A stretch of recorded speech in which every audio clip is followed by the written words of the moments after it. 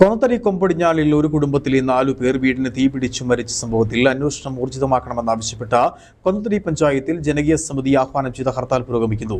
രാവിലെ 6 മുതൽ വൈകിട്ട് 6 വരെയാണ് ഹർത്താലിന് ആഹ്വാനം ചെയ്തിട്ടുള്ളത്. കൊന്നത്തടി ഗ്രാമപഞ്ചായത്തിലെ വിദ്യാഭ്യാസ സ്ഥാപനങ്ങളെ ഹർത്താലിൽ നിന്നും ഒഴിവാക്കിയിട്ടുണ്ട്.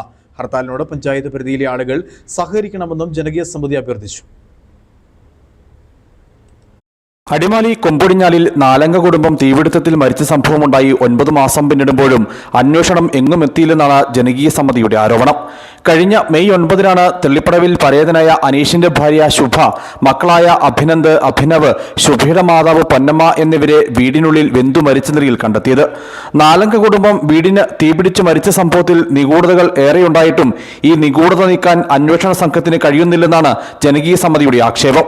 കൊമ്പടിഞ്ഞാലിലെ ഒരു കുടുംബത്തിലെ 4 പേരെ ദുരൂഹ സാഹചര്യത്തിൽ തീപ്പൊള്ളലേറ്റ് മരിച്ച സംഭവത്തില് അന്വേഷണം ത്വരിതഗതിയിൽ പുരോഗമിക്കണമെന്ന് ആവശ്യപ്പെട്ടുകൊണ്ട് ജനകീയ സമിതിയും ശിവസേനയും എൻഡിഎയും കൂടി സമാധാനപരമായിട്ട് നടത്തുന്ന ഹർത്താൽ ഇവിടെ പുരോഗമിച്ചുകൊണ്ടിരിക്കുകയാണ്. ഈ മരണപ്പെട്ട കുടുംബത്തിലെ 5 കുഞ്ഞുങ്ങളടക്കമുള്ള ആളുകൾക്ക് ആ ആത്മാക്കൾക്ക് നീതി ലഭിക്കണമെന്നുള്ളത് മാത്രമാണ് നമ്മുടെ ആവശ്യം. സംഭവത്തിൽ അന്വേഷണം ത്വരിതപ്പെടുത്തണമെന്നാവശ്യപ്പെട്ടാണ് ജനകീയ സമിതി ഇന്ന് ഹർത്താലിന് ആഹ്വാനം ചെയ്തിട്ടുള്ളത്.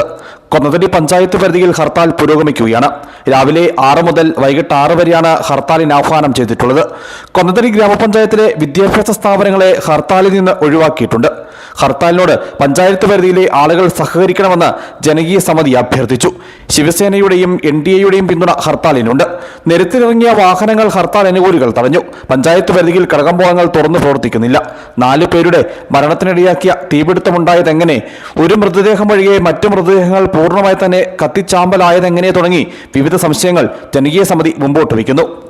News bureau, Adimali.